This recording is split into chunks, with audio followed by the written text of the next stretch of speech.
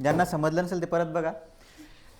प्रियंकाचं age काय घेतलं आपण एक्स इयर आणि दीपिकाचं वाय इयर. आता फर्स्ट कंडिशन काय म्हटलेली होती, त्या दोघांच्या एजची बेरीज 34 आहे. किती आहे 34.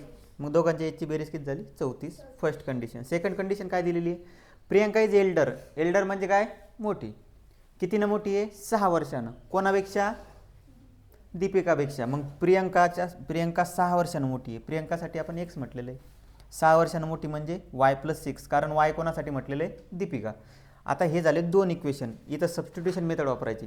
From equation 1 and equation 2. X plus y बरोबर 34 आहे. एक्स प्लस वाय बरोबर 34, पण एक्सच्या ऐवजी आपण काय ठेवलं y+6. कोणाच्या ऐवजी एक्सच्या ऐवजी y+6 ठेवलं. वाय आणि वाय 2y. 2y बरोबर काय होईल 34. 2y बरोबर काय होईल 34 वजा 6. 2y बरोबर होईल 28. वायची किंमत येईल 14. ठीक आहे. Put y is equal to 14 in equation 2. इथं वायची किंमत ठेवली तर तुम्हाला सरळ सरळ दिसून राहिलं. 14 आणि 6 किती झाले ते 20.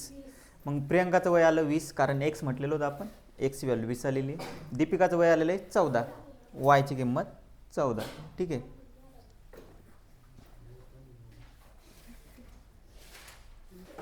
नेक्स्ट क्वेश्चन बघा. टोटल नंबर ऑफ लॉयन्स आणि peacock. Total number of lions आणि peacock in a certain zoo is 50. किती आहे 50. मग आपण एक एक नंबर म्हणू. Late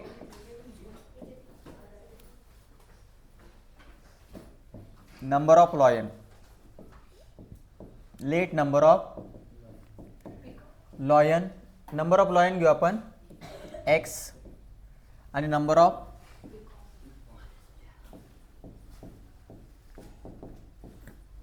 of peacock is why. आता दोघांची संख्या आहे फ्रॉम फर्स्ट कंडिशन. सोपं आहे, काही अवघड आहे का नाही. फ्रॉम फर्स्ट कंडिशन दोघांची संख्या किती दिलेली आपल्याला एक्स प्लस वाय 50 आहे. किती आहे 50. खूप सोपी क्वेश्चन आहे, काही प्रॉब्लेम नाही. From second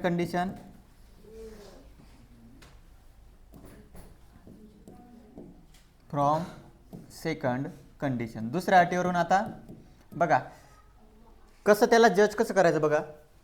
the total number of their legs. 140. आता मला सांगा सी आहे, सी आला किती पाय असतात 4. मग त्याच्या पायांची संख्या किती होईल 4x. मोराला किती पाय असतात 2. पाला का मोर कधी हां. टोटल किती आहे 140. ठीक आहे बरोबर आहे. आता तुम्हाला सांगितलं मी. आता हे इक्वेशन 1 आहे का नाही, याला आपण सबस्टिट्यूट करू शकतो. कसं from equation 1 x plus y बरोबर 50 आहे. तर कोणत्या एकामध्ये सबस्टिट्यूट करा, एक्समध्ये करा किंवा वायमध्ये करा, दोघांचं कोएफिशियंट एकच आहे. एक्स बरोबर काय होईल मग 50 वजा वाय. हे झालं 3 नंबर. ठीक आहे. चला सोडव बरं आता. फ्रॉम इक्वेशन 2 and 3 एक्सची किंमत इथे टाका आणि मला व्हॅल्यू काढून दाखवा.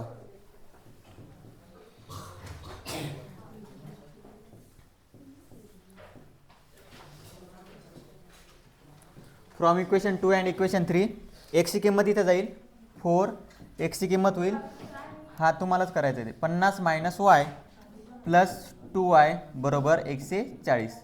एक्स आणि वायच्या दोन्ही किंमत मला काढून दाखवा तुम्ही. हां 4 मल्टिप्लाय करसाल तुम्ही 200 होईल. 4 मल्टिप्लाय केल्यावर 4y होतील. ठीक आहे.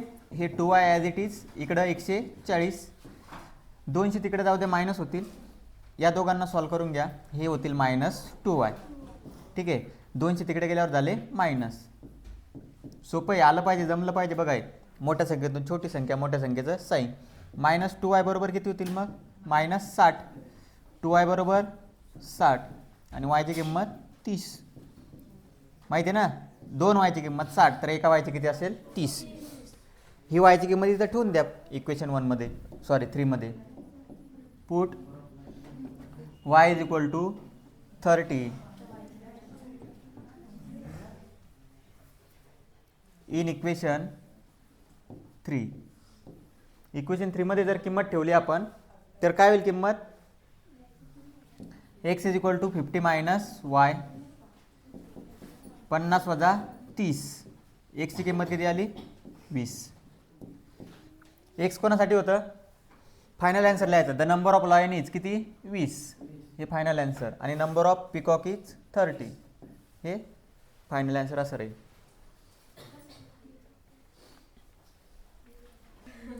बघा 5 नंबरचा क्वेश्चन. आता Sanjay gets fix monthly income. थोडा डिफरंट क्वेश्चन येतो. ठीक आहे. एक इन्कम आहे त्याचं समजा एक्स. किती एक्स. दरवर्षी वाढतं ते वायनं वाढतं. कितीनं वाढतं समजा वाय. तर 4 वर्षात किती वाढेल मग 4y. 10 वर्षात किती वाढेल 10y. ठीक आहे. मग आपण ते एक एक गोष्ट घेऊ. Let monthly income of Sanjay.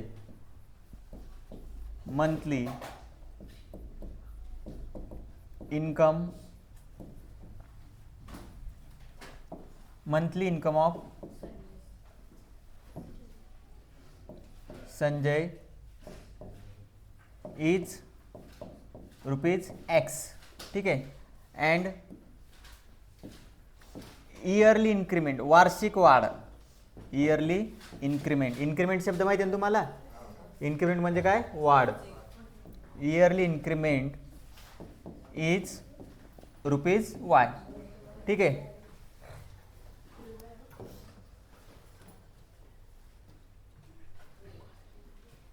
बर. आता पहिली कंडिशन बघा. फ्रॉम फर्स्ट कंडिशन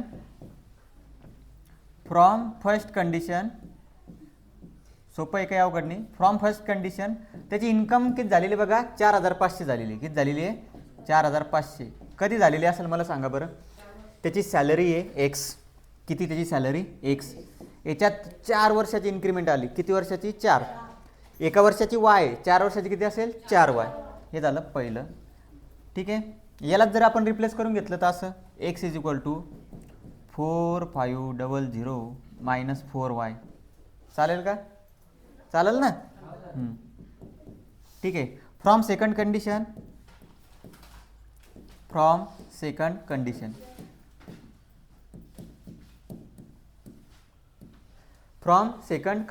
आता बघा इथं सेकंड कंडिशन तुम्हाला एक वेगळ्या प्रकारे पण सांगतो मी. पहिले आपण रेग्युलर बघू. त्याची सॅलरी किती आहे एक्स. किती सॅलरी एक्स. एक्समध्ये किती वर्षाची हे होऊन राहिली वाढ आता 10 वर्षाची ना रे. 10 इयर्स आहे ना. वाचत जाणं क्वेश्चन. 10 वर्षाची वाढ होऊन राहिली. किती वर्षाची 10. आणि सॅलरी किती झाली 5400. बरोबर आहे. ही झाली सेकंड कंडिशन.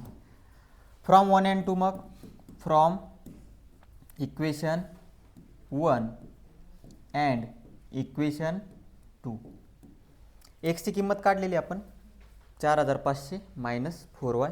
ती किंमत इथं ठेवून द्या. काय होईल मग सांगा 4500 मायनस 4y प्लस 10y बरोबर किती आहे 5400.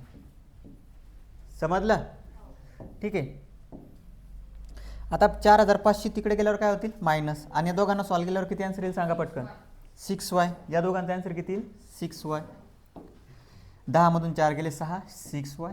समोर येईल 5400 वजा 4500 सांगा. 5400 मधून 4500 रुपये खर्च झाले. हां अरे बरोबर आन्सर देत जा. 900 किती येईल 900. y बरोबर किती येईल मग 900 भागीला 6 सांगा. पटकन आलं पाहिजे.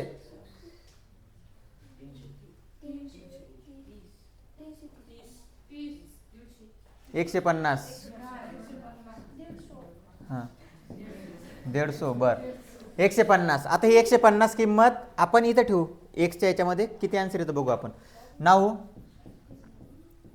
Put y is equal to 150 in equation 1. In equation 1 मध्ये जर किंमत ठेवली तर x बरोबर किती आहे 4500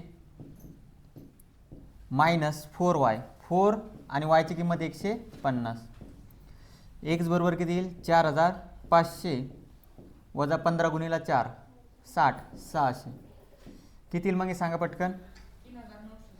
x बरोबर आलं मग तुमचं 3,900. फायनल आन्सर कसं येईल मग? Monthly income of Sanjay is किती?